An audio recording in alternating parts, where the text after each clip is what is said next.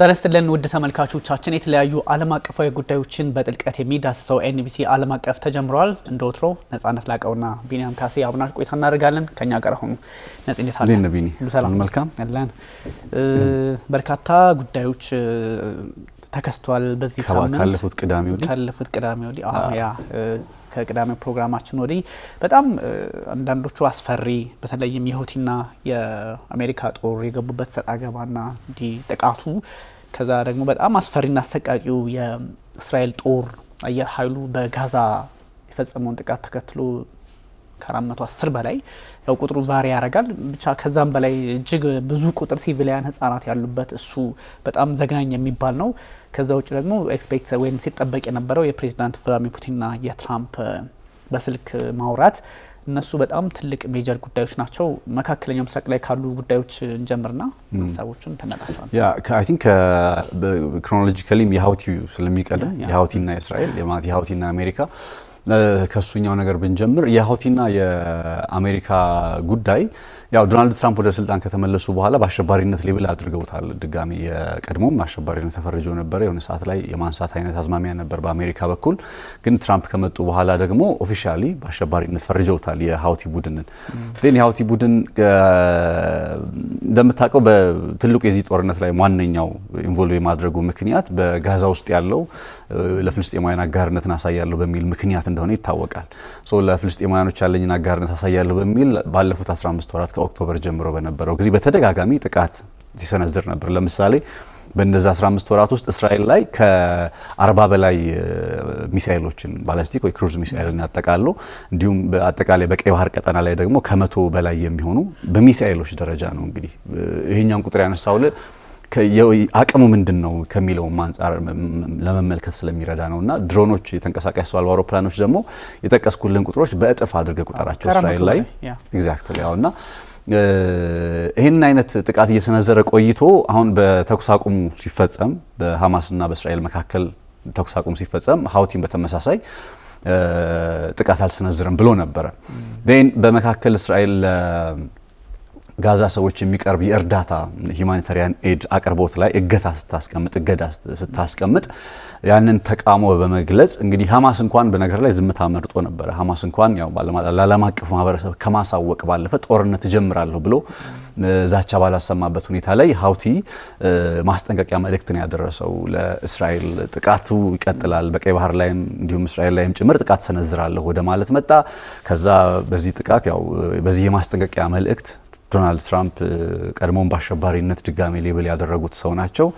አይ ቲንክ በጣም እሳቸው ከኔታንያሁ በላይ የተበሳጩ የሚመስሉት እሳቸው ናቸውና ሁቲ ላይ ጥቃት ጀመሩ ማለት ነው። ሶ ይሄኛው የሁቲ ላይ የተፈጸመው ጥቃት ማጠንጠኛው ስቲል አሁንም በመካከለኛው ምስራቅ ያለው የእስራኤልና የእንትን ጉዳይ ነው፣ የእስራኤልና የሐማስ ጦርነት ጉዳይ ነው እንጂ ሁቲና አሜሪካ ዳይሬክትሊ የሆነ ግጭት ውስጥ የሚያስገባቸው ምንም ነገር የለም። አሁን እስራኤል ውስጥ ያለው ጉዳይ ቢፈታ ሁልጊዜ እንደምንለው የመካከለኛው ምስራቅ ችግሮቹ ሊፈታሉ እንደምንለው ያሁኑ የሁቲ ጋርም የተፈጠረው ጦርነት ወይም የተፈጠረው ግጭት ከዚህ ተለይቶ የሚታይ አይደለም እና እስራኤል ማለት አሜሪካ ጥቃት ስትሰነዘረች በጣም ከባድ የሆነ ጥቃት ነው የሰነዘሩት።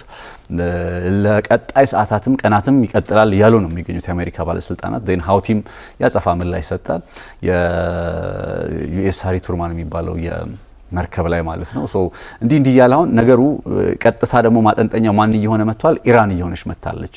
ሁቲን በጦር መሳሪያ የምታስታጥቀው መሳሰሉት ነገሮች የምታደርግለት ኢራን ስለሆነች ማርክ ሩቢዮን ብትል እና ዶናልድ ትራምፕን ብትል ቀጥተኛ መልእክቱ ይሄ ጥቃት አሁን ሁቲ ላይ የፈጸመው ጥቃት ለኢራን ነው የሚል አይነት ሀሳብን እያነሱ ያለውና ይሄኛው ነጥብ ደግሞ በአንድ መልኩ ስጋት የተደቀነበትን የመካከለኛው ምስራቅ ቀጠና በተለይ በኢራንና በአሜሪካ መካከል ያለውን አሁን በሁቲ በኩል ሌላ ተጨማሪ ውጥረትን ይዞ የመጣ ነገር ሆኗል ማለት ነው። ከሁቲ ጋር ያለው ነገር እንግዲህ ይሄ አስቸጋሪ የሚያደርገው የቀይ ባህርን ጉዳይ አይደለም የሚያነሳው። በቀይ ባህር ላይ የሚሰነዘሩ ጥቃቶች አይደሉ ተደጋጋሚ 47 ወይም 50 የሚደርሱ ጥቃቶች ነው በአንድ ምሽት በተለይም ከቅዳሜ እስከ እሁድ ባሉት አይ ቲንክ ሰኞ ሌሊቱንም እንደዚሁ ጥቃት ተፈጽመዋል። ከ50 በላይ የሚሆኑ ጥቃቶች ናቸው አሜሪካ የፈጸመችውና እንዳልከው እነዚህ ዩኤስኤስ ትሩማን የሚባሉት ከነሱ ባህር ሰርጓጅ መርከቦች የሚነሱ ናቸውና በጣም እጅግ አስቸጋሪ 30 ምናምን ሰዎች ህይወታቸውን አጥተዋል። ያ እንግዲህ የአየር ጥቃት ማለት ልክ እስራኤል ጋዛ ውስጥ እንዳደረገችው አይነት ሳይሆን ኢላማውን ጠብቆት ተብሎ የታሰበ ጥቃት ነበረና ሰዎች መሞታቸው በራሱ የሚሰጥ ነገር አለ። በዛ ላይ ደግሞ ሁቲም እጁን አጣጥፎ አልተቀመጠም። በ24 ሰዓታት ውስጥ ሁለትና የሀያ ሳሬ እንደገለጹት ቃል አቀባዩ ማለት ነው 2 ጥቃቶችን ሰንዝረዋል። ይሄ በጣም እና ኤስካሌሽኑ አስቸጋሪ ነው። እንደምታውቀው ሁቲ በቀላሉ ጊቭ አፕ የሚያደርግ አይደለም። ከዚህ በፊት እነ ግብጽ እና ሳውዲ አረቢያ እንዲሁም እና አሜሪካ ሌሎች ዌስተርን ሆነው 9 ሆነው ከ2015 ጀምሮ ተዋግተዋቸዋል ሁቲዎችንና ሁቲ እንደምታውቀው ሰናን ጨምሮ አብዛኛውን የየመን ክፍል ተቆጣጥሮ ያለ ኃይል ነው። ስለዚህ በማን ይደገፋል በማን እንትን ይላል የሚለውን ነገር እንዳለ ሆኖ እንዳልከው ሁኔታዎች ደግሞ የሚወስዱ ወደ ኢራን ነው። የኢራን ፖለቲከኞች እንደውም አያቶላ አሊ ሀምኔ ለኢንዲፔንደንት ኔሽን ለኢንዲፔንደንት ሀገር ራሱን ለመከላከል አብሬ ቆማለሁ ነው ያሉትና በእርግጥ በዚህ ላይ ጀነራሉ ሰሌማኒ የሚባሉት ጀነራሉ እሳቸው በዚህ ጉዳይ ላይ ስለ ሁቲ የምታወሩት ነገር አልገባንም፣ እኛ እጃችን የለበትም፣ እናንተ ጥቃት ተነዘራችሁ፣ ስለዚህ ምላሽ ሰጠ። አንድ ደግሞ ራሱን የቻለ ኃይል ይሄን አታድርግ ማለት አይቻልም የሚል ሀሳብ ሲሰጡ ነበርና እንደዚህ የስለላ ድሮኖችም ወደ ኢራን ለመግባት ሞክረው ነበረ የአሜሪካ። በእርግጥ አንድ ናት ኢራን ወዲያውኑ የመለሰቻትና ትንሽ ውጥረቱ ከባድ ነው። ከዚህ በፊት ዶናልድ ትራምፕ በዚህ በኒውክሌር ጉዳይ ላይ ከአያቶላ አሊ ሀምኒ ጋር እንደራደራለን የሚል ሀሳብ ከሰጡ በኋላ ደግሞ እንዲህ አስቸጋሪ በሆነ ጉዳይ ላይ እነ ሀክሴት መከላከያ ሚኒስትሩ እንደ የውጭ ጉዳይ ሚኒስትሩ ከዛ ራሳቸው ትራምፕ ሁሉንም ነገር ኢራን ድጋፍ ስለምታደርግ ኢራን ዋጋ ትከፍላለች የሚል ሀሳብ ሰጡና የሁቲዎች ነገር እጅግ አስቸጋሪ ነው። በዛ ላይ እንደምታውቀው ይሄ ሴንትኮም የአሜሪካ ማዕከላዊ እዝ የሚባለው ቀይ ባህርን ይዞ እስከ ካስፒያን የሚለጠጥ ነውና 21 ሀገራትን እስራኤልን ጨምሮ እነ ግብጽን ጨምሮ እነ አረብ ኤሚሬቶች እነ ሳውዲን ጨምሮ 21 ሀገራትን ስፓን የሚያደርግ ትልቅ ኃይል ነው። ይሄ ኤዥያ አካባቢ ድረስ የሚሄድ ነውና ሴንትኮም የሚፈጽመው ጥቃት በቀላሉ የሚታይ አይደለምና ውጥረቶቹ መልካቸውን እየቀየሩ አሁን ያሉበትን ደረጃ ሊያሳይ ይችላል። ግን አሜሪካስ እስከ መቼ ነው እንደዚህ አይነት ነገር ሊያወጣት የሚችለው? ኢራን ላይ ያለውን ድርድር በሰላም እንፈታለን የሚል ሀሳብ ከሰጡ በኋላ ዶናልድ ትራምፕ ድጋሜ ደግሞ ሌላ ጦርነት ድጋሜ ደግሞ እና አያቶላ አሊ ሀምኒ ድጋፍ ያደርጋሉ የሚል ማስጠንቀቂያ ይሰጣሉና ግራ ያጋባው ነው። አንደኛ የቀይ ባህር ፖለቲካ በቀላሉ ኤቭሪዌር የሚደርስ ነው። በኬፕ ኦፍ ጉድ ሆፕ በኩል አይደለ የዓለም ንግድ ወደ 155 ዓመት ሁቲዎች ቀየሩት የተባለው እና ግብጽ ስዊዝ ካናልን አዘግተው 50% ምናምን ከስዊዝ ካናል የሚያገኙት ገቢ የቀነሰው በሁቲዎች አማካኝነት ነውና ሁቲዎች ያሉበት በዚህ በበብ አልመንደብ ያው ጅቡቲን ድረስ ይለለ እሱን ወሳኝ ቁልፍ ቦታ የያዙ ስለሆኑ ለዓለም ፖለቲካ አይደለም ለአሜሪካ ለዓለም ፖለቲካ ለንግድ ኢንክሉዲንግ ኢትዮጵያ የምናስታውሰው ነው የነዳጅ ጉዳይ ችግር ሲፈጠርብንና ትንሽ አስቸጋሪ ነው። ኤግዛክትሊ ላይክ ቀይ ባህር ቀጠና ላይ ያለው ስትራቴጂካዊ ፕሬዘንስ አንደኛው ሀውቲን ልዩ የሚያደርግበት ነው እንዳልከ ሁሉ ሌላኛው ደግሞ አዲሽናሊ ከዚህ በተጨማሪ ሀውቲን ስትሮንግ ነው እንድትል ከነ ሂዝቦላ በተለየ ከሌሎች በኢራን ይደገፋሉ ከሚባሉ ቡድኖች የተለየ የሚያደርገው ምንድነው የጦር መሳሪያዎችን በራሱ መንገድ ሪፈብሪሽድ እያደረገ ምንድነው እያዳቀለ እንበለው በቃ ድጋሜ የሚሰራበት መንገድ አብዛኛዎቹ ሞዲፊኬሽን የመስራቱ ጉዳይና ለምሳሌ የፓሌስቲን 2 እንደዚህ የተባሉ የሚገለጹ የሚጠራቸው እንትኖች አሉ አይደለ ከኢራን የሚመጡት ነገሮች አሁን የተረጋገጠው ነገር የጦር መሳሪያው ይሄ ዋነኛ የሆነው ቴክኖሎጂ ይመጣና ያን ቴክኖሎጂ ለምሳሌ የባላስቲክ ሚሳኤሉን ነገር ከክሩዝ ሚሳኤል ጋር የክሩዝ ሚሳኤሉን ከሆነ ነገር ጋር እንደዚህ ያደረገ የመስራት ክህሎት በጣም አለውና በዚህ ጉዳይ ላይ አንድ የፔንታጎን ከፍተኛ ወታደራዊ ባለስልጣን የዋርዞን ከሚባል የዜና ምንጭ ጋር ወታደራዊ ጉዳዮችን ነው የሚዘገበው ቆይታ አድርገው ነበርና ሲናገሩ የሀውቲ ወታደራዊ አቅም አሁን ላይ ምንድነው በሚለው ላይ አሜሪካ ትክክለኛ የሆነ መረዳት የላትም። የዛ ምክንያት ደግሞ ምንድነው ስለላ አለመከናወኑ ምናምን ሳይሆን ቡድኑ ሪኢኖቬት በማድረግ ድጋሜ ጦር መሳሪያዎችን ጥቅም ላይ በማዋል እንደ አዲስ በመፍጠር ረገድ የተካነ ነው። ምንም እንኳን አሁን እጅግ ዘመናዊ የሚባሉ አሁን አሜሪካ ያላቸው የጦር መሳሪያዎችን አለው ይያልኩ አይደለም ግን እነዛን እጅግ ዘመናዊ የጦር መሳሪያዎች በእጁ ባይገቡ እንኳን ከነዛ ባልተናነሰ ግልጋሎት የሚሰጡ ባለፉት ወራት አሁን ከእስራኤል ጋር በነበረው ጦርነት በቀይ ባህር በነበረው ጦርነት ላይ በተደጋጋሚ ኮስ እናስታውስ ሀውቲ ተመቷል። አሜሪካም ስትመታው ነበር፣ እስራኤልም ስትመታ ነበር፣ ዩናይትድ ኪንግደም በጋራም በተናጠልም ሲመቱት ነበርና እንደዛም ሆኖ ግን ስቲል ቡድኑ ጠንካራ ሆኖ ምላሽ ይሰጣል፣ ጥቃት ይሰነዝራል። ኢቭን ትላንትና እንኳን ይሄው የአሜሪካ ጥቃት ከተፈጸመ በኋላ ባለፈው ቀኑን እሁድ ወር ሰኞ ጥቃቱ ከተፈጸመ በኋላ በሰጠው ያጸፋ ምላሽ 18 ክሩዝ ሚሳኤል ተጠቅሚ ያለው ነው ያለው 18 እንግዲህ ያስበው አንድ ዩኤስ ቴሪቶሪማን ማለት ሄዶ ያው የጸረ አየር ላይ ጥቃት መከላከያ ቴክኖሎጂ ስላላቸው ሊያከሽፉት ይችላሉ ግን ጥቃት የመሰንዘር አቅሙን ነው እየነገርኩል ያለው ይሄኛው ጉዳይ አሁን ከሀውቲ ጋር ጦርነት መግባት ለአሜሪካ እንዲህ ዝም ብሎ ቀለል አድርገ አንደኛ እንዳልከው ቀይ ባህር ላይ ያለው ስትራቴጂካዊ ፕሬዘንስ ሁለተኛ ነገር ደግሞ የጦር መሳሪያዎችን በራሱ መንገድ ሪፈብሪሽድ ያደረገ ያዳቀለ የመስራት አቅም የተካነ መሆኑ ይሄን ጉዳይ ራሱ የአሜሪካ ባለስልጣናት ጭምር የፔንታጎን ሰዎች ማረጋገጣቸውም ጭምር ተዘግቧልና እነዚህ ነገሮች ምናልባት ጦርነት ውስጥ የሚገባ ከሆነ እንደ ፊት ለፊት ጦርነት ባናይ እንኳን ያለው ጥቃት የሚቀጥል ከሆነ እንዲህ በቀላሉ ሀውቲን እንደው አጠፋዋለሁ የምትለው አይነት ውጤት እንደማንመለከትና የተራዘመ ክራይሲሱ ለመላው ዓለም እንግዲህ 10 ከመቶ የዓለማችን ንግድ የሚወጣ የሚገባበት የቀይ ባህር ቀጠናን ጨምሮ ማለት ነውና ይዞ እንደሚመጣ የሚገልጽ አይነት ነው እየተባለ ይገኛል። በእኔ በአመት እኮ እስከ 30,000 መርከቦች ይመላለሱበታል ነው የሚባለው ቀይ ባህርና አሁን እኮ ወደ 10,000 ዝቅ አድርገውታል። ስለዚህ ቀላል ለዓለም ንግድም ለምንም ለስትራቴጂም በሁሉም ነገር ቀይ ባህር ላይ ያለ ነገር ስለሆነ በዛ ላይ በበዓል እንደሚባለው ላይ በህንድ ውቅያኖስ ስላሉ በደንብ ጫና መፍጠር ይችላሉ። አሁን ሐማስ እኮ ከባው የሚዋጋ ኃይል ነው ሌላ ምንም እንትን የለውም። ይሄኛው ግን በጣም እድሉ አለው ስትራቴጂካሊ እድሉ አለው በኋላ ላይ የመንቀሳቀስ እድሉ አለው ብዙ ነገሮች እድሉ ስላሉት በቀላሉ ጊቭ አፕ የሚያደርግ ኃይልም አይደለም። ከዚህ በፊት ካሉትም ልምዶች ስንመለከተው 9 ሆነው ተዋግተውታል።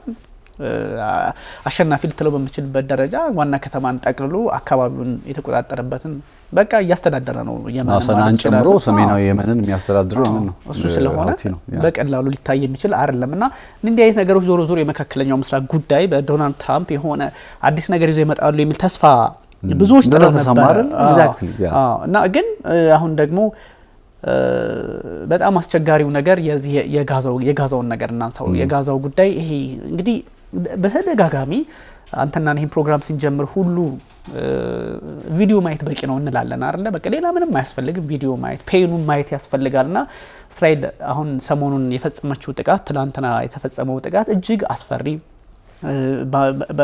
ምናልባትም በሁለት ወር ውስጥ ይሄ ከጥር 11 ዶናልድ ትራምፕ ከመጡበት ጊዜ አንስቶ ያለውን ነገር ስትመለከት በዚህ ልክ አስተቃቂ ጥቃት ጋዛ ላይ ተፈጽሞ አያውቅምና በረመዳን ጾም ወቅት እንደውም ያው ሰዎች ጾም ላይ ያሉ ለመብላት እየተዘጋጁ ባሉበት ሰዓት ወደ ከ20 በላይ የሚሆኑ እንግዲህ ድምጹ ራሱ በጣም ነው የሚበጠብጠው ባይዘው የተዋጊ ጀቶች ያችን የበሬ ግንባር 365 እኮ ነው አይደል በስኩዌር ኪሎ ሜትር ስፋቷ 40 ኪሎ ሜትር ዘማኔ በዚህ በኮስት ላይን አካባቢና እዛች ላይ እንግዲህ ከ20 በላይ የእስራኤል ተዋጊ ጀቶች ያችን አካባቢ እንደዛ ሲያተራምሱት ያለው ፔን ከዛ ላይ ቦምብ ሲወረውሩ በዛ ላይ ህፃናት ሲሞቱ ማየት እጅግ ውስብስብና አስፈሪ ነው።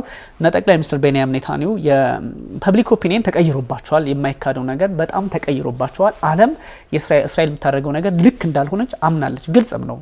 እነ ቻይና እነ ሩሲያ እነ ሳውዲ አረቢያ ሁሉም እና ኢራን ያው እንደሚታወቀው ነውና እነ እንግሊዝ ሳይቀሩ ጉዳዩ ልክ እንዳልሆነ የመንግስታቱ ድርጅትም ልክ እንዳልሆነ ሀሳብ ሰጥተዋል። ግን ፕሪቴክስቶቹ ናቸው የሚያስቁ። አንደኛ ተኩስ አቁሙን ማራዘም አለበት ሐማስ የሚል ጥያቄ። ስለዚህ ተኩስ አቁሙን ለምንድን ነው ማራዘመው ብሎ መጠየቅ አለበት አይደል? ሐማስ እንደዛ ሲል ማራዘም ካልፈለክማ ብሎ በዛ ላይ ንጹሃን ላይ የቦምብ ናዳ ማውረድ ምን ይሉታል? ሁለተኛ ደግሞ ታጋቾችን ልቀቅ ይሉታል። እንግዲህ ተደራዳሪ ኃይል ነው እየተዋጋ ያለ ኃይል ነው። ታጋቾችን ዝም ብሎ ለቆ ከዛ በኋላ ያለው እንትንና አንዳንድ ነገሮች የራሷን ታጋቾችም ጭምር ደብድባለች እስራኤል የሚል መግለጫ ሲሰጡ ነበርና 4 ሪኖን የሆኑ ባለስልጣናትም የሐማስ ህይወታቸውን አጥተዋልና እጅግ የሚያስፈራ በተለይም በዚህ ሃኔኑስ በራፋ አካባቢ የምታስታውሰው አለ አይደል? ቢያንስ አንድ የጋዛ ሰው ከ10 ጊዜ በላይ ከቦታ ቦታ ተፈናቅሏል ላለፉት 15 ወራት እንደሚባለው ሁሉ አሁን ደግሞ የሆነ ቦታ ትንሽ ተስፋ አድርገው የተመለሱ ሰዎች ላይ ነው ጥቃት የተሰነዘረውና እጅግ አሰቃቂ ነው ይሄ ነገር።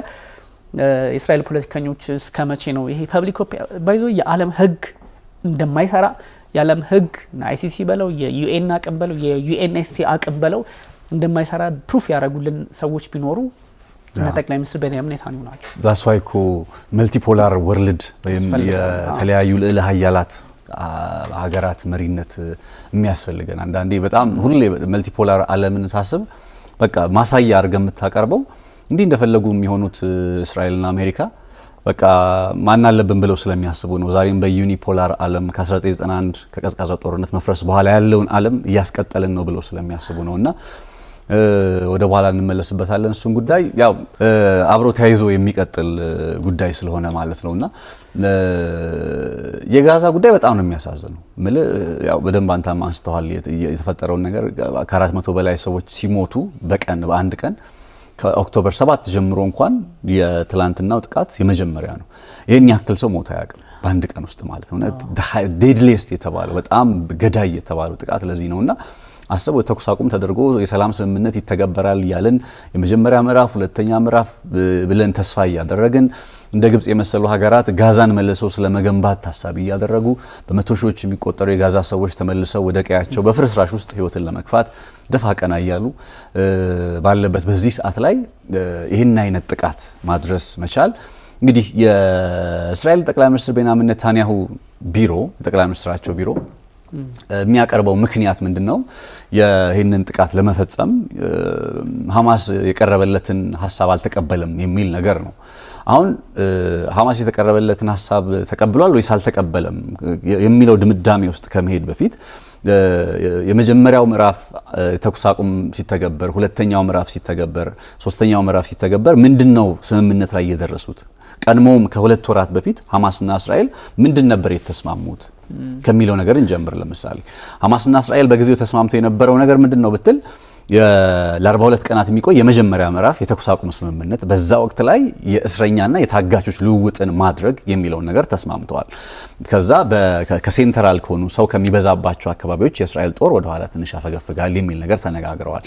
ሁለተኛው ምዕራፍ ላይ ሲተገበር ደግሞ የእስራኤል ወታደራዊ ኃይል ሙሉ በሙሉ ከጋዛ ጓዙን ጠቅልሎ ይወጣል፣ ጋዛ ለቆ ይወጣል። አሴም ታይም ሐማስ የያዛቸው በሐማስ እጅ የሚገኙ ታጋቾችን ሙሉ በሙሉ ይለቃል፣ ያስረክባል ለእስራኤል የሚል ሐሳብ አለ። ሶስተኛው ምዕራፍ ጋዛን መልሶ ስለመገንባት ነው።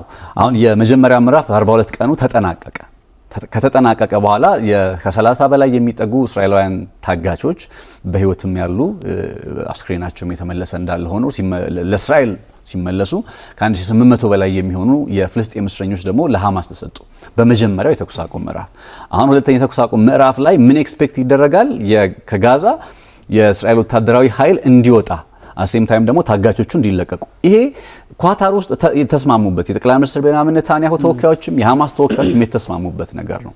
አሁን በዚህ መካከል ላይ ልክ የመጀመሪያው ምዕራፍ የተኩስ አቁም ስምምነት መጠናቀቅ ከጀመረ በኋላ ምን አይነት ሀሳብ መጥቷል በእስራኤልና በአሜሪካ በኩል? እንዲያውም ጠቅላይ ሚኒስትር ቤንያሚን ኔታንያሁ ሲናገሩ ነበር። አሜሪካ ያቀረበችው አዲስ ፕሮፖዛል አለ፣ ኒው ፕሮፖዛል ባይ ዩኤስ እያሉ ሲናገሩ ነበር። ያ ፕሮፖዛል ምንድነው? ለሶስት ሳምንታት የመጀመሪያው ምዕራፍ ስምምነት እንዲራዘምና ከዛ ቀሪ በሐማስ እጅ ከሚገኙ ታጋቾች ግማሽ የሚሆኑት ደግሞ እንዲለቀቁ የሚል ነው። ይሄ እንግዲህ ኳታር ውስጥ ሐማስና እስራኤል ከተስማሙበት ስምምነት ውጪ አዲስ እስራኤልና አሜሪካ ያመጡት ሐሳብ ነው። ይሄን ሐሳብ ሲያመጡ ሐማስም የለም፣ አደራዳሪዎቹም የሉም፣ እነ ኳታርም የሉም፣ እነ ግብጽም የሉት፣ ራሳቸው አሜሪካና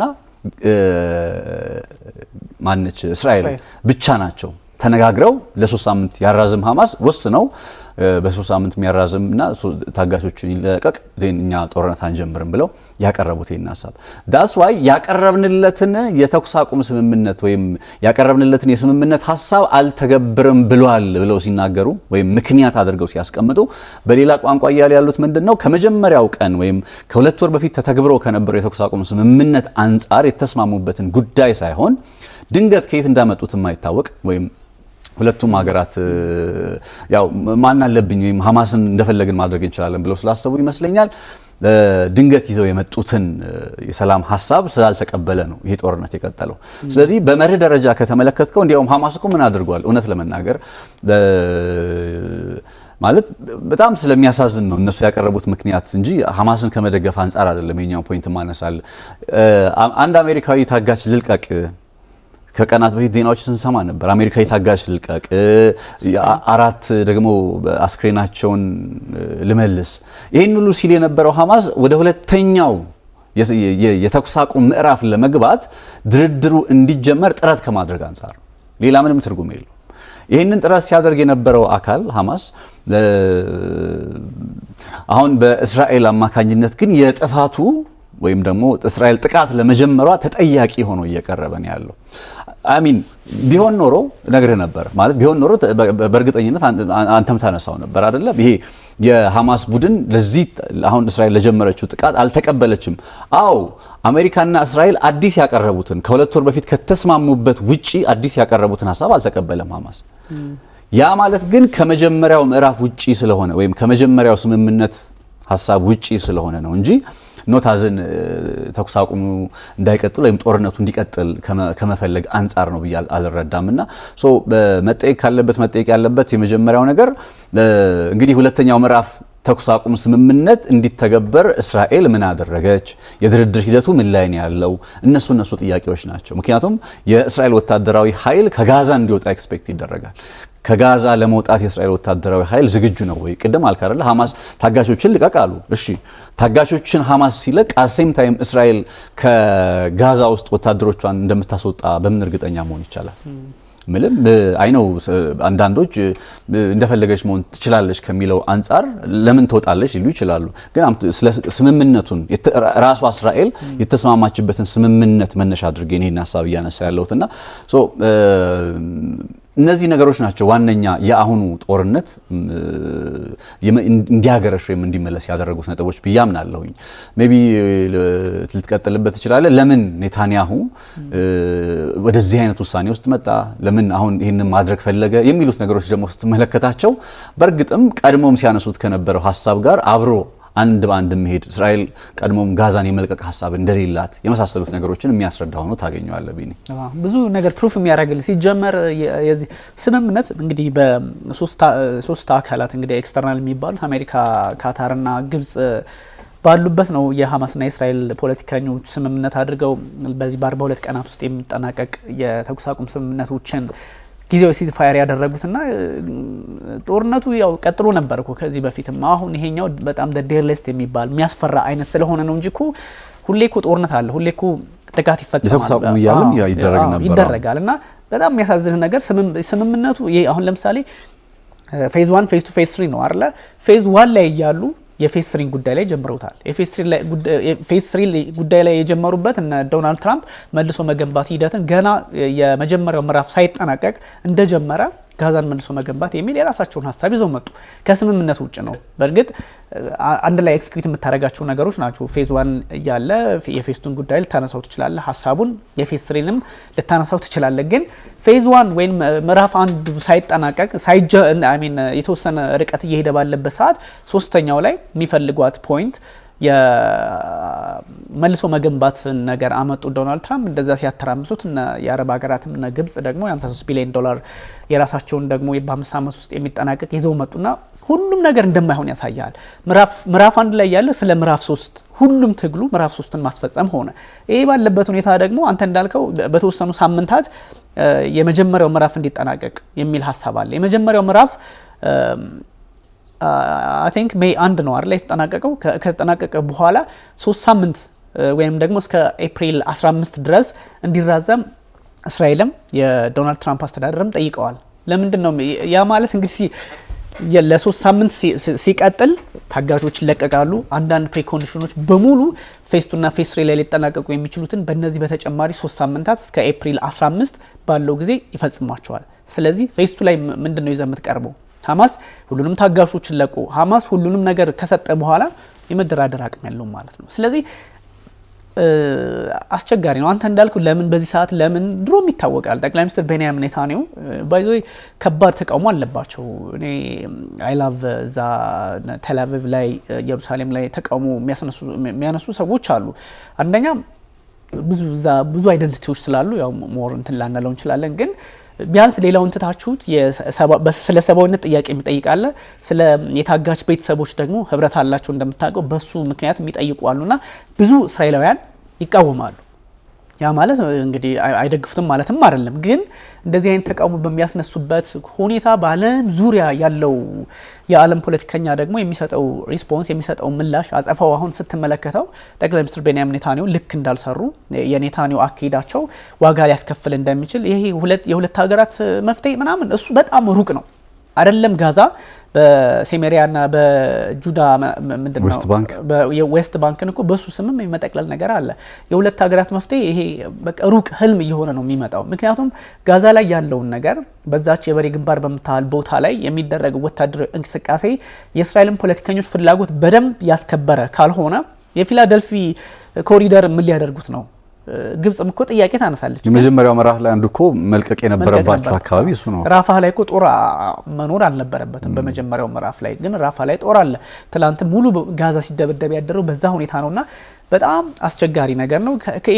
ፖለቲካሊም ምገምተውም አይደለ ይሄ በፖለቲካ መድረክ ይሄ ልክ ስለሆነ ይሄ ምናምን ምትሎም አይደለ ይሄ ዝም ብለ ጥቃት መሰንዘር ከሚል የተሻገረ አንደምታ አለው ወይ የፖለቲካ ብትል ሰው መግደል ነው ልትል የምትችለው በቃ ሰው ከማጥፋት ውጪ ሌላ ምን ልትል ትችላለህ የፖለቲካ ፍላጎቱ የሚታወቅ ነው ከዚህ ቀደም ጋዛን ለመጠቅለል ይፈልጋሉ ጠቅላይ ሚኒስትር ቤንያሚን ኔታንያሁ ስለመጠቅለል ስለሚፈልጉ አሁንም ጥቃቱ ተጠናክሮ ቀጥሏል ታጋቾችን ማስመለስ ይፈልጋሉ እኔ አላቅም እነ ዳኖን የሚባሉት በመንግስታቱ ድርጅት የእስራኤል ተወካይ እኮ ሁሉም ታጋቾች መመለስ አለባቸው ይላሉ ታጋቾች መመለስ ቢኖርባቸውማ በፌዝ 1 በፌዝ 2 በምንም አድርገው ታጋቾችን ማስመለስ ይችሉ ነበር ግን አሁን ባለው ሁኔታ ታጋችም የሚያሳስባቸው አይመስልም ታጋቾቹ ላይ ግን ማለት መጨመር የፈለኩት ነጥብ አሁን ሐማስ ታጋቾችን የለቀቀው በምን መንገድ ነው እስራኤል በወታደራዊ ዘመቻ አንድ ዜና ነው ማስተዋወሰው 3 ወይ 4 እስራኤላውያን ታጋቾች ያስለቀቁበት የእስራኤል መከላከያ ኃይል ያስለቀቀበት ዜና throughout all this time ከኦክቶበር 2023 ጀምሮ እስከዚህ ሰዓት ድረስ አንድ ዜና ነው ማስተዋወሰው በልዩ ተልእኮ በስፔሻል ኦፕሬሽን ያስለቀቁበትን ከዛ ውጪ ታጋቾችን ያስለቀቀችው እስራኤል በድርድር ነው ከሐማስ ጋር ተነጋግራ ተስማምታ ተቀራርባ ነው ስለዚህ ታጋቾችን በማስለቀቅ ረገድ ምናልባት ወታደራዊ ዘመቻ እነ ያህያ ሲንዋርን የመሳሰሉትን የሐማስ መሪዎች በመግደል በማስወገድ ረገድ ተሳክቶላታል ልትል ትችላለህ ታጋቾችን ስለማስለቀቅ ከሆነ የምትናገረው ግን ከጦር ወይም ከወታደራዊ ዘመቻው ይልቅ የተሳካላት በድርድር ነው ስለዚህ በድርድር መንገድ ታጋቾቿን ማስለቀቅ እንደምትችል አይነው ሐማስ ላይ ደሞር ጫና ያደረክበት በሄክ ቁጥር ወታደራዊ ጫና በድርድር ጠረጴዛው ላይ የበለጠ ሰብዲው ታደርገዋለህ ግን እሱን አላየንም ባለፉት እንግዲህ ወራት አመታት ኦልሞስት አመታት አልፏል ከአንድ አመትም በላይና በነዛ ጊዜያት የተመለከተው ነገር ሐማስን የፈለገ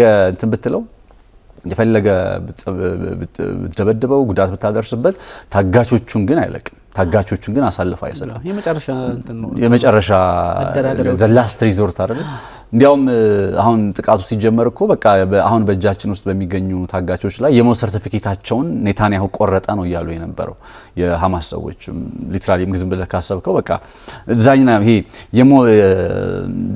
አማራጭ ሲጠፋ ወይም ደግሞ በቃ የመጨረሻው ስቴፕ ላይ እየደረሱ ከመጡ እኮ እንትኖች የሐማስ ሰዎች ምንድነው ሊያደርጉ የሚችሉት አደኝ of the day ያዟቸውን ታጋቾችም ገለው ነው እንትን የሚሉት እንጂ በቃ ወሰዷቸው ታጋቾችን ብለው ራሳቸውን መስዋዕት ያደርጉ ማለት ስለዚህ ብቸኛው አማራጭ ስለታጋች የምታወራ ከሆነ ድርድር ብቻ ነበር ያንን አካሄድ ግን ጠቅላይ ሚኒስትር ቤንያሚን ኔታንያሁ አስተዳደር አልፈለገም ያው የውስጥ ፖለቲካ ፍላጎታቸው ቅድም ያነሳው ጫና አለ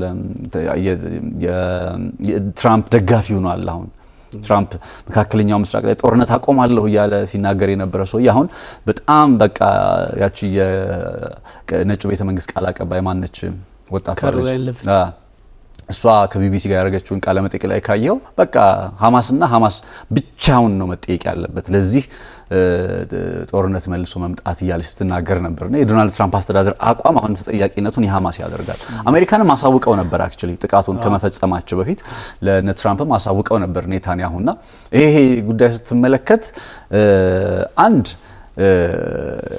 ዶናልድ ትራምፕ በራሱ በመካከለኛው ምስራቅ ጉዳይ ላይ እኮ ስንለው የነበረው ነገር አለ አይደል ለጋዛ ሰዎች ተስፋ ነው የሚሆንላቸው ወይስ መከራ ነው የሚሆንላቸው ያን ስንከራከር ስናወራ ዲስከስ ስናደርግ ምንድን ነበር ስንል የነበረው እኮ አንዱ እንዲያውም የባሰ ሊሆን ይችላል ይያልን ነበር አንድ ስናነሳው የነበረው ሴናሪዮና አሁን በእርግጥም የባሰውን ጋዛን ስለመጠቅለል ብቻ አይደለም ጋዛን ጠቅልዬ የመካከለኛው ምስራቅ ሪቪራ ምናምን ላድርጋት ከሚለው ነጥብ ባሻገር በራሱ ወታደራዊ ዘመቻውን እንግዲህ መቆም አለበት የሚሉትን ወታደራዊ ዘመቻ ኦል ሂል ዊል ምንድነው የሚሉት ተደጋጋሚ የሚገልጹት ሲኦል ይወርዳል ያሉ የሚገልጹትና አገላለጽ ነው አሁንም እየተጠቀሙ ያሉትና ድጋሚ ማየት አለብን። አሁን የትራምፕን አካሄድ የማደናገር አካሄድ ነው እንዴ? የሆነ በላይ የሆነ ነገሮችን በማድረግ በማደናገር ነው እንዴ ነገሩን እየቀጠሉት ያለው ያስብልሃል። እና ኔታንያሁም ይሄኛው አካሄድ ተመችቷቸዋል። ሶ ባይዞይ እነዚህ ሰሞኑን አንድ ዜና እያየን ነበረ የጋዛ ሰዎችን ኦብቪስሊ ወደ ሶማሊያ ወደ ሱዳንና ወደ ሶማሌላንድ እንዲሄዱ የማድረግ እንቅስቃሴዎች አሉ በሚል የተለያዩ መረጃዎችን ስናይ ነበርና በሚያስቅ ሁኔታ የኢትዮጵያን ስም ሜንሽን እያስደረጉ ሰዎች ሲጽፉ ነበርና የኛ ሀገር ሚዲያ የኛ ሀገር አንቂ የኛ ሀገር ምናምን ያን ሀሳብ ሲያጋራ ነበርና በጣም ምን እኔ ግራ ይገባኝ ወደ ኢትዮጵያ ወደ የጻፈውን እኔ አውቀዋለሁና ከራሳቸው ብሔራዊ ጥቅም አንፃር የኢትዮጵያን ስም ዲፌም ለማድረግ ከተለያዩ ኃይላት ጋር ለማጋጨት ኢትዮጵያ እንደምታውቀው በፍልስጤም ጉዳይ ከንጉሱ ጀምሮ ከዛም በኋላ ያሉት እንደው የንጉሱን እንኳን ብንወስደው ደጋግሜ እንደምልህ አብሰንስም ወይም ደግሞ ድምጽ ታቅቦ በማድረግ ያለውን ሂደት ብዙ ኢትዮጵያ ከማንም የተሻለ በሪዘርቬሽን ጥሩ ነገር እንዳላት አውቃለሁኝ። በዛ ሁኔታ ግን የኢትዮጵያ ስም አብሮ ሲጠለጠል ምንም መሬት ላይ በሌለ ሀቅ ላይ ሜንስትሪሙም ጸጥ ነው ያለው። እንደዚህ በሀገር ጉዳይ ይሰራሉ የሚሉም ዝም ነው ያለው። ሶርሱን እርግጥ አድርገው ወስደውት ነውና አንዳንዴ ብዙ ሰው ይተቻል አይደል የሀገር ጉዳይ እንደዚህ ይሄን የሚያህል ነገር ስም ዲፌሜሽን ስም እንዲህ አይነት ዲፌም ሲያረጉ ቁጭ ብለው እነሱን ሶርስ እንትን እያልክ ዩቲዩብ ላይ ስለቀጠቀጥ በጣም ግን ሜንስትሪም አይ ሚን ሚዲያችን በጣም መንቃት አለበት። ባይዞ እኔ በጣም ነው ያዘንኩት ሶርስ አድርገው አንዳንድ ሲሰሩ ትልልቅ ሰዎች ሁላ ያየው ነበርና እንዴ ከዚህ በፊት የግብጽን እንትን ለምን ትናገራላችሁ ምናምን ይሉናል ሰው ጠላት ምናምን ስንል እንዴ አህራሙን ላይ ምንድነው የሚለው ከኤርትራ በኩል የሚወጡ መረጃዎች ናቸው እንደዚህ አይነት ነገር ይዞብን የመጡትና ትንሽ መንቃትም እንደሚያስፈልግ ያሳያል። የጋዛ ጉዳይ ያው አሳሳቢ ነው ስጋት ያለበት ሆኖ የሚቀጥል ሆኗል። ያው እንመለስበት ነበር ግን ሌላ ደግሞ ርዕሰ ጉዳይ ስላለን ቆየንበት። ያ የትራምፕና የፕሬዚዳንት ቭላድሚር ፑቲን የተነጋገሩበት 2 ሰዓት ተኩል ነው እንግዲህ ለማራቶን ማለት እንችላለን ረጅም ሰዓት ነው። እንዴት አልቆጠረባችሁ በጣም ክሬምሊንና ዋሽንግተን ይሄ እየተፈራራ የምትከባበረው ነገር አለ አይደል እየተፈራራ አሁን ይሄን ስምምነት ብትጠይቀኝ ስምምነት ለማለት ይከብዳል። የኢነርጂ ኢንፍራስትራክቸር በብላክ ሲ አካባቢ ያለው ሎንግ ላስቲንግ የሆነ ሰላም እንዴት ሊመጣ ይችላል? ሁሉም ነገር ከነ ፕሬዚዳንት ቭላድሚር ፑቲን ፍላጎት አንፃር የመጡ የሚመስሉ ነገሮችን ነው የምትመለከተውና የኢነርጂ ኢንፍራስትራክቸር ላይ ጥቃት አለማድረስ ነው እንግዲህ ስምምነቱ። ስለዚህ ይሄኛው ደግሞ ሩሲያ እንደውም ብዙ ጊዜ የምትቸገርበት ይሄ ሪፋይነር ምንድነው ማጣሪያዎቹ ላይ ምናምን የሚሰነዘር ጥቃት ነበረ ጉዳት ሲያደርስባት የነበረውና ትልቁን መደራደሪያዋን ይዛ ነው ያቀረበችውና የፑቲንና የትራምፕ መወያየት በእርግጥ ለተኩስ አቁም ለሰላም የሆነ በር የሚከፍት ነገር እንዳለው ያሳያል። ቢያንስ እንኳን ላለፉት 3 አመታት ያላየኑን ግፋ በለው ጦርነት የነበረውን የምዕራቡ ዓለም ለተኩስ አቁም የሆነ ለድርድር ሐሳብ ይዞ መምጣቱን የሚጠቁም በመሆኑ ሁለቱ መሪዎች ደግሞ ባልተለመደ መልኩ በእርግጥ ከነ ባይደን አንፃር ነው ያልተለመደ መልኩ ትራምፕና ፑቲን በጉዳዩ ላይ በስፋት የተነጋገሩበትን ሁኔታ ስትመለከት አንዳንድ አዳዲስ ነገሮች እንዳሉ ያሳያል። ግን ይሄ ስምምነት የኢነርጂ ኢንፍራስትራክቸር በብላክ ሲ ያለውን እንቅስቃሴ በተመለከተ ለሚኖሩ ስምምነቶች እና ይሄ ከሁሉም በላይ የሁለቱ ሀገራት ግንኙነትን ማጠናከር የሚሉ ነገሮች አንድ 5 ቴክአዌይስ አሉና ከዚህ ሁሉ የአሜሪካና የሩሲያ ኃይሎች አብረው የሚሰሩበትን እድል የማመቻቸት ነገር ደግሞ እሱም አለበትና ፕሬዚዳንት ፑቲን ያቀረቧቸው ጥያቄዎች ከዚህ ቀደም ከነበሩት ጥያቄዎች የተለየ ነገር አይደለም። ትራምፕ በዚህ ተሳክቶላቸዋል ወይ? ስልክ ደውለውም በጉዳዩ ላይ መነጋገር ለ30 ቀናት የሚቆይ ሰላም በኢነርጂም ይሁን በምን ለ30 ቀናት የሚቆይ ነገር ከፑቲን ጋር ማውራታቸው በተወሰነ መንገድም ይሄን ማስፈጸማቸው ትልቅ ነገር ሊሆን ይችላል። ግን እግረኛውም ጦሩን ይቀጥላል፣ አየር ኃይሉም ይዋጋል፣ በባህር ኃይልም ጥቃት ይሰነዘራል። ስለዚህ ምኑ ላይ ነው ተኩስ አቁም? የኢነርጂ እነ ዘለንስኪም ጥያቄ አላቸው አክቹሊ። ስለዚህ እንደዚህ አይነት ነገሮች ያን ያህል እንደው ተኩስ አቁም ድምድም ያለ ተስማሙ የምትለውም ሳይሆን የዚህ የኃይል መሰረተ ልማቶችን ወይም ሌሎች መሰረተ ልማቶችን አለመምታትና እንደውም ብዙ ጥያቄ ሲያነሱ ነበረ። የድጋሜ ሪአርማመንት የሚባለው ነገር እንዳይኖር ይፈልጋሉ። በዚህ ስምምነት እንኳን ፑቲን ጦር ማንቀሳቀስ እንዳትችል ይፈልጋሉና ሁሉም ነገር አክቹሊ አሸናፊ ሆነ ስትመጣ እንደዚህ አይነት ነገሮች አብዛኛውን ፓርት የአንበሳውን ድርሻ ይዘህ ነው የምትደራደረውና ምናልባት ያን ያህል እንደው ትልቅ እንትን ነው ባይባልም ግን እንደ ስፕሪንግ ቦርድ እንደ መነሻ ነገር አድርጎ ማለት ለዘለቄታዊ ሰላም ዘለቄታዊ ሰላም አይደለም ለተኩስ አቁም አትሊስት ሙሉ ተኩስ አቁም እንዲተገበር የመጀመሪያ ስቴፕ አድርገህ ትወስደዋለህ። እንዳልከው 2 ሰዓት ተኩል አወሩ። ባለፈው 90 ደቂቃ ነበር ያወሩት። አሁን ጨምረው ያው በዋነኛው ማጠንጠኛ ይሄንን ጦርነት እንዴት እናቆም ነው። የመካከለኛው ምስራቅ ስለ ኢራን ማውራተናል ቢሉም እንኳን ፖይንት ኦፍ ዲስከሽናችን ይሄኛው ጉዳይ ስለሆነ የተገደበ ወይም በከፊል የሚተገበር ሊሚትድ ሊባል የሚችል የተኩስ አቁም ነው ለ30 ቀናት ለማድረግ የተስማሙት። ዩክሬን የሩሲያን የኢነርጂ የኃይል መሰረተ ልማቶችን አታጠቃም። አሴም ታይም ሌሎች መሰረተ ልማቶችን ይሄ መሰረተ ልማት የሚባሉት ነገሮችን ኢላማ ያደርጉም። አሴም ታይም ደግሞ ሩሲያም እንዲሁ በምላሹ አታጠቃም የኃይል መሰረተ ልማቶችን። በቃ ለ30 ቀናት የሚያደርጉት ይሄንን ነው እንጂ ጦርነቱ በጦር ግንባሩ ላይ ይቀጥላል። እንዳልከው በአየር ላይም በምንም ይቀጥላል። ግን በአስቸኳይ ምን እንዲጀመር ተስማምተዋል። አንድ ስሙ ባልተገለጸ የመካከለኛው ምስራቅ ሀገር አንደኛ ቋሚ የሆነ ተኩስ አቁም መተግበር በሚቻልበት ሁኔታ ላይ በመላው እንዳልከው ብላክ ሲን አጠቃሎ ቋሚ የሆነ ተኩስ አቁም እንዲተገበር ወደ ዘለቄታዊ ሰላም መምጣት የሚቻልበት ነጥብ ላይ እንዲኬድ የሚያስችል አይነት ውይይት እንዲጀመር ድርድር እንዲጀመር ከስምምነት ላይ ደርሰዋል። ዛሬ ወር ነገ በመጪዎቹ ቀናት የሁለቱ ሀገራት ተወካዮች በመካከለኛው ምስራቅ ድርድራቸው ይቀጥላል። ዛስ ዋይ እንደ ስፕሪንግ ቦርድ ነው የሚባለው ነገር ወይም እንደ መነሻ ሆኖ ያገለግላል የሚባለው ነገር ለዩክሬን እንደ ተስፋ ነው። ምንም ይሄ ሁሌ የምንለው ንጽጽራዊ መንገድ አለ አይደል? የመጥፎና የመጥፎ መጥፎ እንደዛ አድርገህ ነው የምታነጻጽርላት። አሁን ለዩክሬን ጦርነቱ የመጥፎ መጥፎ ነው። ስቲል እኮ ጦርነት አለ፣ ግን አትሊስት የኤነርጂ መሰረተ ልማቶች ኢላማ አይሆኑም ሲባል አንድ ተስፋ ወይም ከትላንትናው ይልቅ ዛሬ የተሻለ ነገር ወደ ሰላሙ ለመቅረብም የተሻለ ነገር አለ የሚል ነው። እንዲህ ጠቅላላ አድርገህ ካየኸው ስቲል ቭላዲሚር ፑቲን እችን ታክል ከፍላጎታቸው ቀንሰው ለትራምፕ እንትን እንዳላሉ ነው የምትረዳው። ለትራምፕ ምን ልበለው ዝቅ እንዳላሉ ወይም ከትራምፕ ጋር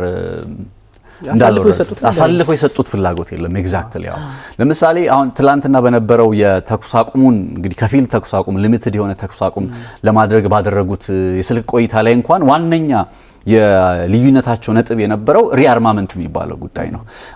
ዩክሬን በተኩስ አቁሙ ወቅት ለ30 ቀናት በሚተገበር የተኩስ አቁሙ ወቅት ድጋሜ ጦር መሳሪያ ትታጠቃለች ወይ? እንደምታስታውሰው በሳውዲ አረቢያው የዩናይትድ ስቴትስ እና የዩክሬን ቆይታ ላይ አንድ አሜሪካና ዩክሬን ተስማምተውበት የነበረው ጉዳይ አሜሪካ አቁማው የነበረውን የጦር መሳሪያ ድጋፍ እንዲሁም የሳተላይት መረጃዎችን የማጋራት ሂደት መልሳ ለዩክሬን እንድትሰጥ ፈቃድ ሰጥተው ነበረ ወይም ተስማምተው ነበረ። ይሄኛው አካሄዳቸው ምናልባት ለነ ፑቲን እንደ ስጋት ነው የሚታየው፣ የአውሮፓውያኖቹም እንዳሉ ሆነው።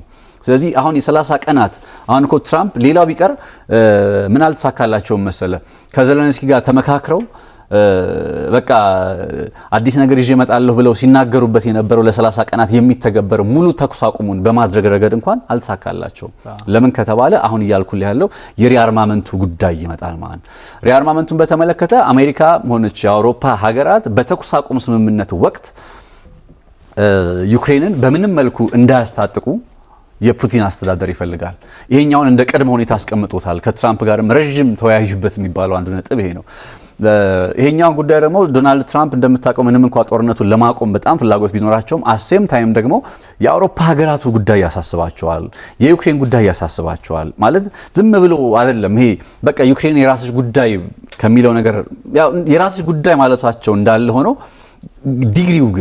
ዲግሪው ማለት በምን ያክል ደረጃ በምን ያክል መጠን የሚለውን ነገር ከተመለከትከው በተለይ ለምሳሌ የአውሮፓ ሀገራት የጦር መሳሪያ በማስታጠቅ ረገድ ችግር ላይኖርባቸው ይችላል ዶናልድ ትራምፕ። የአውሮፓ ሀገራት ደግሞ ይሄን እንዴት ነው የሚመለከቱት? ሩሲያ አታስታጥቁ ማለቷን ማለት ነው። የተኩስ አቁም ተተገበረ፣ ለ30 ቀናት የሚተገበረ የተኩስ አቁም መጣ። ዜን በዛ ተኩስ አቁም ውስጥ ሩሲያ ምን እያደረገች ነው የምትቆየው? ራሷን እያዘጋጀች፣ ማዘመን ያለባትን እያዘመነች፣ ማስተካከል ያለባትን እያስተካከለች፣ ሪፊውል እያደረገች ነው የምትቆየው ሩሲያ በእነዚህ እንግዲህ በዚህ ቀን ውስጥ ሪፊውል ስታደርግ ዩክሬን ዋነኛ የጦር መሳሪያ ምንጯ እንደሚታወቀው አውሮፓና አሜሪካ ናቸው።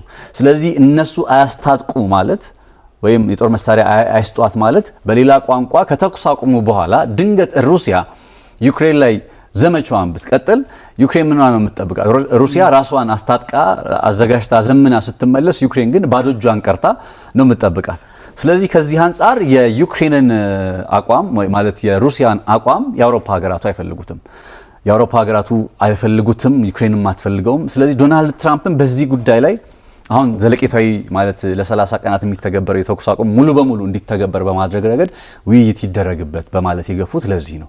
ስለዚህ በመጪዎቹ ቀናት በመካከለኛው ምስራቅ በሚደረገው የተለያዩ ሀገራት ማለት የሁለቱ ሀገራት ተወካዮች አሁን ዩክሬን ትወከላለች አትወከለ የሚለው ላይ ራሱ ክሊር የሆነ ነገር የለም ገና እና እነዚህ ነጥቦችን ያጠቃለለ ሆኖ እንደ አጠቃላይ ግን ካየው እንደ መነሻል ለዩክሬን ከትላንት ይልቅ ዛሬ የተሻለ ነገር እንዳለ የሚያሳይ ነው። እንደዛም ሆኖ ግን አሁን በጣም ፊል እያረኩት ያለው ነገር ዶናልድ ትራምፕን በተመለከተ ቅድምም ብያለሁ በመካከለኛው ምስራቅ ላይ እየሆኑ ያሉት ነገሮች የጋዛውን ጦርነት አየው የሆነ ነገር በቃ የሆነ ቆመ ስትል የሆነ ድጋሚ እየተመለሰ ነው አይደለ? ከሀውቲ ጋር ከኢራን ጋር ያለውን ውጥረት መሳሰሉት ነገሮች እያየን አሁን ከሩሲያ ጋር ያለውን ውጥረት በተመለከተም በተወሰነ መልኩ ታክቲካል ነው ወይ አሁን የነ ትራምፕ አካሄድ? ምክንያቱም ትራምፕ በሚናገረው ነገር ብቻ የምትለው ሰው አይደለም እና ለፑቲን ፍላጎት ደግሞ የማለቱ ጉዳይ በጣም እየበዛ ነው። አሁን በፑቲን ቅድም እንዳልነው ፍላጎቱን አሳልፈው ያለመስጠቱ ጉዳይ በጣም እየበዛ ነው እና አሁን ጦር መሳሪያ አናስታጥቅም ብሎ ነበር አይደለ? ስለዚህ አናስታጥቅም ካለ አሁን መስማማት ለምን ይከብደዋል? ከፑቲን ጋር መስማማት ለምን ይከብደዋል? የሆኑ ጥያቄዎችን የሆኑ ዶቶችን ዝም ብለን ብቻ ታሳቢ እንድናደርግ ስለፈለኩ ነው። በቀጣይ እየጠሩ የሚመጡ ነገሮች እንዳለ ሆነው አሁን ላይ ባለው ነባራዊ ሁኔታ ግን ያው የጥርጣሬ ሀሳቦቹ እንዳለ ሆነው አሁን ላይ ባለው ነገር ግን አትሊስት በንጽጽር የተሻለ ነገር ወይም ወደ ሰላም የቀረበ ነገር ነው ሊባል ይችላል። ይሄ ፖቴንሻል ሲዝ ፋየር የሚባለው አይነት ነገር ለሲዝ ፋየር የሆነ ኢነርጂ የሆነ አቅም እንዳለ ብቻ ያሳያል። ግን የኢነርጂ መሰረተ ልማት ላይ ጥቃት አለመሰንዘር ይሄ በጣም ግዝፈት ካለው ጦርነት የ2000 ኪሎ ሜትሮች ፍጥጫ ባለባቸው ሀገራት ውስጥ የኢነርጂ መሰረተ ልማትን ብቻ ለይቶ እሱን እንዳትመቱ የተባለ ስምምነት ለ30 ቀናት የሚቆይ ለዛው ይሄ ተኩስ አቁም ሳይሆን ልክ እንደ ስዋፕ አይነት ነገር ወይንም ደግሞ እንደስለኛሉ ኢነርጂ ላይ ይቅርታ ቢኒ ባጭር አረፍተ ነገር ዛፖሮጂያ ውስጥ ያለው የኒውክሊየር ፓወር ፕላንት አለ እንደ ኢነርጂ መሰረተ ልማት ነው የሚቆጠረው።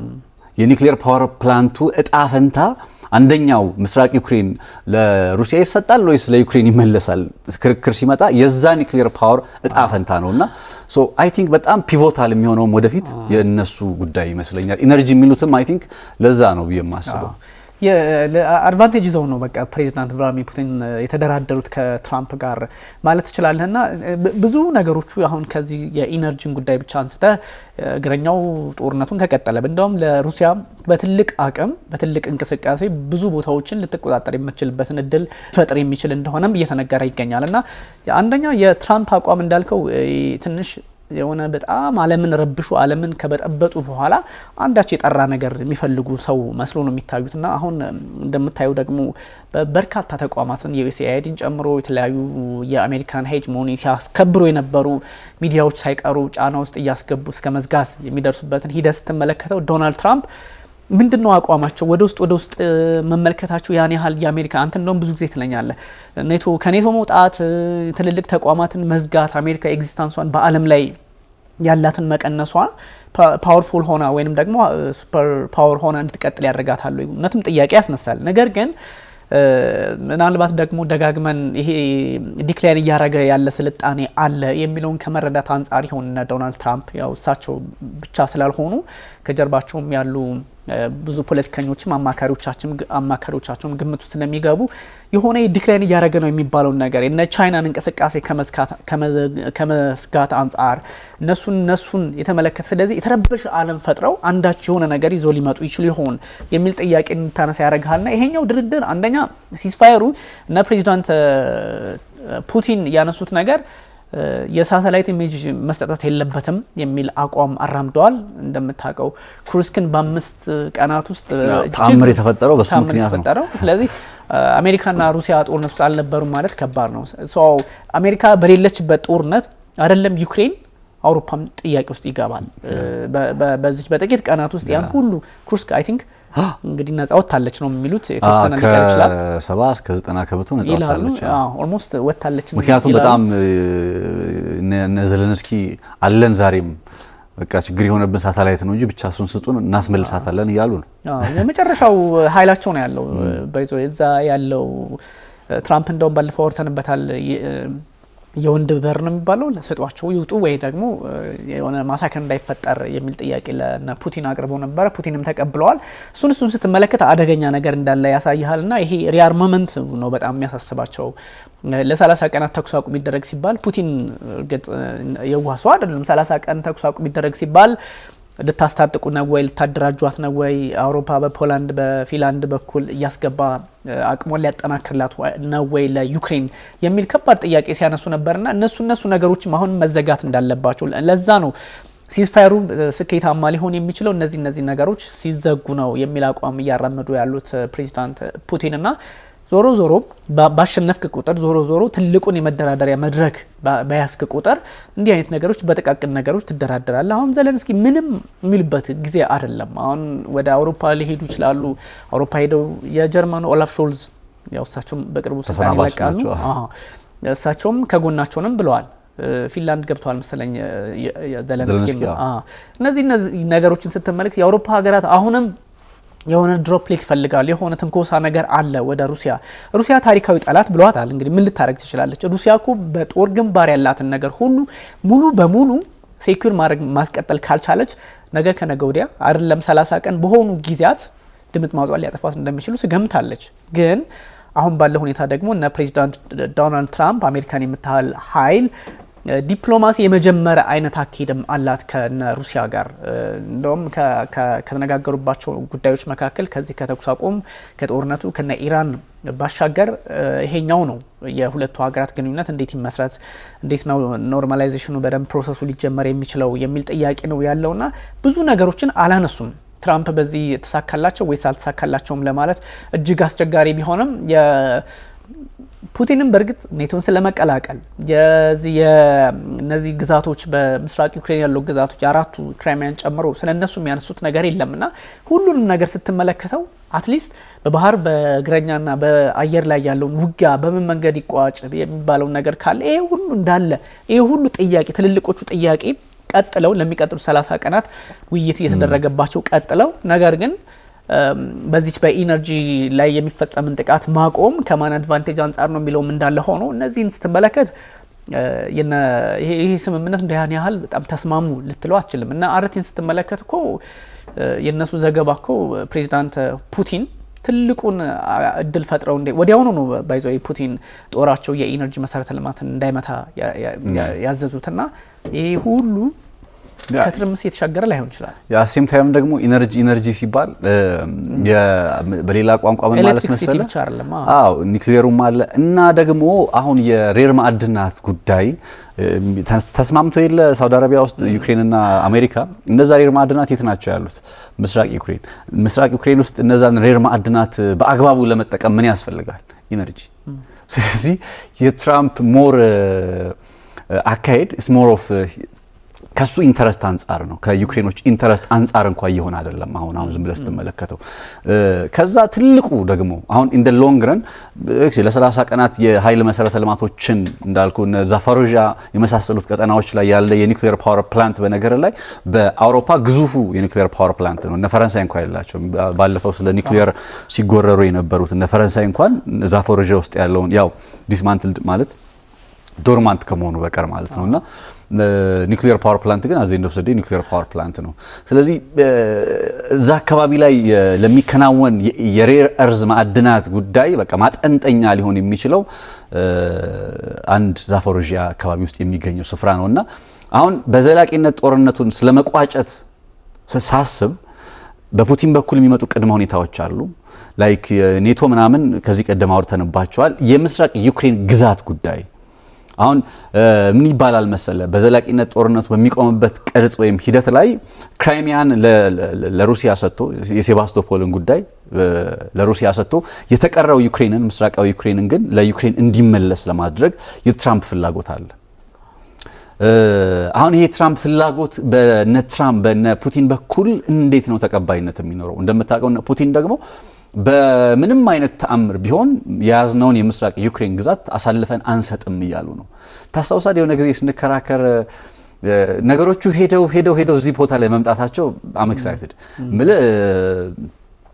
የጉዳዩ ማጠንጠኛዎች ምስራቅ ዩክሬን አሳልፈው ይሰጣሉ ወይስ አይሰጡም የሚል ፖይንት ኮስ እናወራ ነበር ሊሰጡ ይችላሉ ላይሰጡ ይችላሉ በሚለው ፖይንት ላይ ሄዶ የዚህ ጦርነት ማጠንጠኛና የመቋጫ ሊሆን የሚችለው ነገር ምንድነው ሲባል የቴሪቶሪያል ኢንቴግሪቲ ጉዳይ ነው የዩክሬን ቴሪቶሪያል ኢንቴግሪቲ ምክንያቱም ትራምፕም በብዙ መሬትን በተመለከተ በኤርፎርስ አውሮፕላን ላይ ሆነው ከስልክ ቆይታቸው በፊት የሰጡት ቃለ መጠይቅ ላይ አንስተውት ነበር ይሄንን የመሬት ጉዳይ የግዛት ጉዳይና አንደኛ እዛ ግዛት ላይ በጣም ብዙ ሬር እርዝ ማዕድናት አሉ ትራምፕ የተስማሙባቸው ወይም የሚፈልጓቸው ሁለተኛ ነገር ደግሞ ከ2014 በፊት ወደ ነበረው የዩክሬን ካርታ መመለስ ከባድ ነው እንጂ ብለው ትራምፕም ጄዲ ቫንስም የመከላከያ ሚኒስትሩም ሄክሴትም የነገሩን አሁን ያልኩን ከ2014 በፊት which is ከክሪሚያ ስለ ክሪሚያ ነው እንጂ ነገሩን ከ2022 ምስራቅ ዩክሬን ላይ ያሉ ኦብላስቶችን በተመለከተ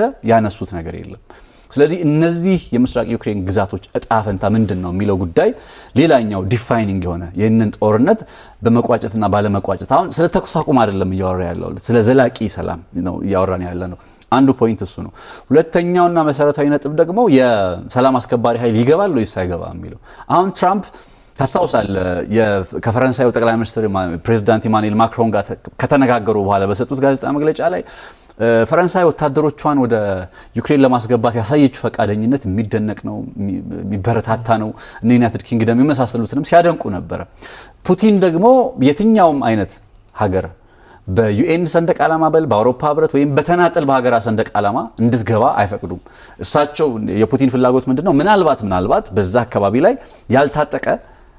ያልታጠቀ የሰላም ማስከበሩን እንቅስቃሴ የሚከታተል ኃይል እንዲሰፍር ፈቃደኛ ናቸው ወይም ችግር የለባቸውም እንጂ የሀገራት የታጠቀ ወታደራዊ ኃይል እዛ ቦታ ላይ ከገባ እንደ ደህንነት ስጋት ነው የሚቆጥሩት ዶናልድ ትራምፕ በአንድ በኩል እንዲገባ ፈቃደኝነት አላቸው የነ ፈረንሳይ የነ ዩናይትድ ኪንግደም ፑቲን ደግሞ የላቸውም ስለዚህ አሁን የሚለያዩባቸው በቃ ስንጥቆ ያለበትን ፖይንቶች ነው ያነሳዋል ያሉት የሰላም አስከባሪ ኃይል ይገባል አይገባም የሚለው ፖይንት በራሱ ሌላኛው ዲፋይኒንግ የሆነ ነጥብ ነው የኔቶ ምናምን ቅድም እንዳልኩ ስለተነሳ ከዚህ በፊት ከነዚህ ሁኔታዎች አንፃር አሁን ላይ እያየን ከመጣ ነው ዝንባሌ አንፃር ምን ትገምታለህ ብትለኝ የሩሲያና ዩክሬን ጦርነት ሊትራሊ ትንሽ ተባብሶ የሚቀጥል አይነት ስሜት እየተሰማኝ ነው ያለው ራይት ነው ምክንያቱም በተለይ በጣም ጽንፍ ላይ ነው ፍላጎታቸው ያለው ትራምፕ ደግሞ እንዳልኩ ነው ምን ያክል ፍላጎታቸውን ትተው ይመጣሉ ምስራቅ ዩክሬን ላይ በቃ ስትራቴጂካሊ የሆነ ፍላጎት አላቸው አንለስ ፑቲንም አሳልፈው ለመስጠት ፈቃደኛ ካልሆኑ ወይ ከተቋጨ እንዴት ነው የሚቋጨው እነ ፑቲንም ከሆነ ኮምፕሮማይዝ አድርገው ካቀረቧቸው ቅድመ ሁኔታዎች ወረድ የሚሉ ከሆነ እነ ትራምፕም ደግሞ ከዚህ ቀደም ከሚፈልጓቸው ነገሮች በተወሰነ መልኩ እነሱም ወረድ የሚሉ ከሆነ ኮምፕሮማይዝ የሚደራረጉ ከሆነ አለበለዚያ በየጽንፋቸው ላይ ተሰይመው የሚቆዩ ከሆነ ትራምፕ ሰላም ስላለ ብቻ ትላንት እኮ አየ ነው አዲስ ነገር ይዘን እንመጣለን በቃ ሰርፕራይዝ ታሪካዊ ይሆናል ምናምን ብሎ ከነገረን በኋላ ምንም አይነት የኢነርጂ መሰረተ ልማት ብቻ ላይ ተኩስ አቁም ልንለው ማንችል አይነት ውጤት ነው የተመዘገበው 2 ሰዓት ከ30 ወርተው እና ስቲል ቬግ የሆነ ይሄ እንዲህ በቃ ጦርነቱን ያስቆሙታል ወደምትለው አይነት ምልክቶች እያየን ነው ግን እንዳልኩ አንደኛ የማደናገር አካሄድ እንዳይሆን ሁለተኛው ነገር ደግሞ ከፍላጎታቸው ምን ያክል ሸብረክ ለማለት ፈቃደኛ ናቸው ፑቲን የሚለው ነገር ጥያቄ ያስነሳብኛል የዘለንስኪ ጉዳይ ነው አሁን ችግሩ እንደው ምናልባትም ለዓለም ፖለቲካ ክሪቲካሉ ጊዜ ሊሆን የሚችለው የአሜሪካና የሩሲያ ፖለቲከኞች በእነዚህ ጉዳዮች ከተስማሙ አንዳች ነገር ልናይ እንችላለን ካልተስማሙ ደግሞ ሌላ አይነት ግልጽ የሆነ ጦርነት እንደው ከዚህ በፊት ካየናቸው ጦርነቶች እጅግ አስፈሪ ነገር ነው ሁለት ነገር ነው የሚታየኝ አንደኛው ግልጽ የሆነ ጦርነት እነ ሩሲያ ያላቸውን ፍላጎት በምስራቅ ዩክሬን አካባቢ ማስፈጸም ካልቻሉ እነ ትራምፕን በተመሳይ እዛ አካባቢ ያላቸውን ፍላጎት ማስፈጸም ካልቻሉ ስለዚህ ሁለቱ በተቃራኒ ሳይድ ከቆሙ ዶናልድ ትራምፕ በግልጽ ጦርነት ነው ሊያውጁ የሚችሉት በእነ ፑቲን ላይ ስለዚህ ይሄኛው ደግሞ ለዓለማችን በጣም ክሪቲካል ታይም ወይንም በቃ ግልጽ የሆነ ጦርነት ሊጀመርበት የሚችል እንደሆነ ይሰማኛል ከተስማሙም ዞሮ ግን በሁለቱም አቅጣጫ ስትመለከት ዩክሬን ሉዘር ነው የምትሆነው በዚህ በስምምነቱም እኮ ስትመለከተው አሁን የሚሳካ ከሆነ የዚህ የሬር እርዝ ሚነራልስ ጉዳይ የሚስማማ ከሆነ እኮ ለነ ትራምፕ አሳልፋ መስጠት ነው ለነ ትራምፕ ሀብት አሳልፋ ትሰጣለች እነ ፑቲን ደግሞ ሌላ መደራደሪያ ያመጣሉ ከነዚህ ግዛቶች አንወጣም ነው ባንድም በሌላ መንገድ ለአሜሪካም ሉዝ ታረጋለች ለሩሲያም ሉዝ ታረጋለች ዘለንስኪ አሁን መንቃት ያለባቸው ሰዓት ነው በቃ ከዚህ ከጦርነት በእርግጥ ከዚህ በኋላ ምንም አያመጡም ከመስማማት ባሻገር ወይም ደግሞ ስልጣናቸውን ሪዛይን አድርገው የሚመጣውን ነገር ማየት ካልፈለጉ በስተቀር ሁሉም ነገር አስቸጋሪ ነው የሚሆንባቸው አሁን ቦሪስ ጆንሰን የሉም እነ ባይደን የሉም ጦርነቱን ያስጀመሯቸው ሰዎች በርቱ እኛ አለንላችሁ እያሉ ያስጀመሯቸው ሰዎች የሉም እሳቸው ነው እንግዲህ የዩክሬን ጣፋንታ ይዘው አንዴ ጀርመን አንዴ ዩናይትድ ኪንግደም ከዛም እያሉ ጦርነቱን ህዝባቸውን እያስጨረሱ ያሉትና ትክክለኛ አቋም መውሰድ ያለባቸው ሰዓት ቢሆንም አቋማቸውን ወሰዱም አልወሰዱም በእነዚህ ግዛቶች ላይ አንደኛ እነ ፑቲን አይደራደሩም የሚያቀርቧቸው ነገሮች ጭራሽ በኩርስክ በኩል ነፃ ከወጣ በኋላ ኩርስክ ተጨማሪ ባፈር ዞን እንፈልጋለን ከዩክሬን ምክንያቱም ኩርስክ ውስጥ ገብተው ጥቃት ሰንዝረዋል ስለዚህ ተጨማሪ ከወታደራዊ ነፃ ቀጠና የሆነ እንፈልጋለን ከዩክሬን ነው ያሉት በጣም የዩኤስኤስአርን ማምጣት ምናምን ይሄ ህልም ነው ፑቲንም ያስቡታል ብዬም አላስብም አያስቡትም አምሹር ግን ግዛት የማስፋት ፍላጎት አላችሁ በአንድም በሌላም ነገር በህገ መንግስትም እየተቀለሏቸው አይደል እየተቀለሉ ነው እነሱን ስትመለከት ያ ስላለ ዘለንስኪ ጊቭ አፕ አላደረጉም ምናምን ልትል አትችልም አሁን ጊቭ አፕ አድርገዋል በቃ በግልጽ ነገሮችን ስንመለከታቸውና ከዚህ አንፃር የነ ፑቲንና የነ ትራምፕ መስማማትና አለመስማማት ዋጋ ያስከፍላል ዓለምን ዋጋ የሚያስከፍላት በእነዚህ በግዛቶቹ በኩል ያሉን እነዚህ ሚነራሎቹን ዶናልድ ትራምፕ ካገኙ ዞሮ ስምምነቱን ከነ ዘለንስኪ ጋር ቢስማሙትም እነ ፑቲን ናቸው እዛ አካባቢ ያለውን እንቅስቃሴ ሴኩር ሊያደርጉላቸው የሚችሉት እነ ፑቲን ናቸው አራቱን ግዛቶች የተቆጣጠሩት ያ ማለት ግን አራቱ ግዛቶች ላይ ብቻ ሀብት አለ ማለት አይደለም በሩሲያ ያልደረሰችባቸው ቦታዎች ላይ ጥሩ ወይም ደግሞ ጥሩ የሚባሉት ሚነራልስ አሉና ዞሮ አሁን በዚህም አየው በዛም አየው የዩክሬን ጉዳይ ተደራዳሪም አትመስልም እኮ ዘለንስኪ ፑቲንን ሾሟቸው ወይም ፑቲን ማናቸው ትራምፕን በጉዳዩ ላይ አውሩ እኔ እንግዲህ የተለያዩ ነገሮችን አሳልፈ ይሰጣቻቸዋለሁ እናንተ ልታወሩ ልትችላላችሁ ተባለ ፑቲን ደግሞ ነው አይሆንም አሉ ስልክ ያለው ሊደውልልኝ ይችላል እኮ ያስቃሉ እኮ አንዳንዴ በጣም ይሄ ለከማ ሀገራቱን ዋጋ ህዝብ ዋጋ ያስከፍላል የሌላ ሀያል ሀገራት መጫወቻ ሜዳ የጦርነት ሜዳ አቱን በቃ ዩክሬን የምታስተምር ትልቁ ነገር ይሄ ነው በዚህ ደረጃ እንዲህ ስለ ዩክሬን ስለ ሀገር ሉዓላዊ ግዛት በቃ ኢማጂን እስኪ ኢትዮጵያን አስባትና ስለ ኢትዮጵያ ጉዳይ የሆኑ ሁለት ሌላ ሀያል ሀገራት ናቸው እየተደራደሩ ምናምን ያሉ ስለ ሪሶርስ ይደራደራሉ ስለ ግዛት ይደራደራሉ በቃ የዚህ ሁሉ ነገር እንደው ኢቮልቭ ከሚያደርግ የጂኦፖለቲካል አሬና ጋር አብሮ አለመንቃት ነው ዘለንስኪ መንቃት ነበረበት የሆነ ሰዓት ላይ 2022 ላይ ስምምነቱን ልፈርም ብሎ እንደቀረበ ያኔ መቀጠል ከቦሪስ ጆንሰን እና ባይደን ማመን አልነበረበትም ስህተቱን የሰራው ያኔ ነው ያው በተደጋጋሚ እንደምንለው ሌላኛው አሁን ወደ ጦርነት ውስጥ ሊገቡ ይችላሉ ከሬር እርዝ ማዕድናቱ አንፃር ማለት ነው እንዳለበት ሴናሪዮ የመጨረሻው ሴናሪዮ ሊሆን የሚችለው ትራምፕ እንትን አይደሉ ተገንጣይ ወይም ደግሞ ብቸኝነት እንትን የሚሉ በቃ የራሳችሁ ጉዳይ ብለው የዩክሬንን ጉዳይ የርዕዝ ማዕድኑንም የምኑንም ትተው የራሳችሁ ጉዳይ ብለው ወደ ሌላ ቀጠናቸው ሊመለሱ ይችላሉና እነዚህ ናቸው ሴናሪዎቹ ከሚኖሩ ሴናሪዎቹ መካከል እንደ ሶስተኛው ነው ሊኖር የሚችል። ምክንያቱም ትራምፕ አልፈልግም አይደለም ለዩክሬን ምናምን ይላሉ አይደለ? ዩክሬን አልፈልግም ማንንም አልፈልግም ምናምን ስለሚሉ አሁን ምናልባት ሬር እርዝ እኮ ነው አሁን ድጋሜም ወደ ጦርነት ሊመልሳቸው ይችላል እንድንል እኮ ያስገደደን የሬር እንደ ልብ የማይገኙት ማዕድናት ናቸው። ሶ በሱ ምክንያት እሱን በቃ አንፈልግም ካሉ ደግሞ በቃ የራሳቸው ጉዳይ ብለው ጥለው ሊወጡ ይችላሉ ማለት። በዚህ ሁሉ መካከል ፑቲን ፍላጎቱን ስቲል ሰርቭ ማድረግ ማስከበር ይችላል ማለት ነው ብያምናለሁ።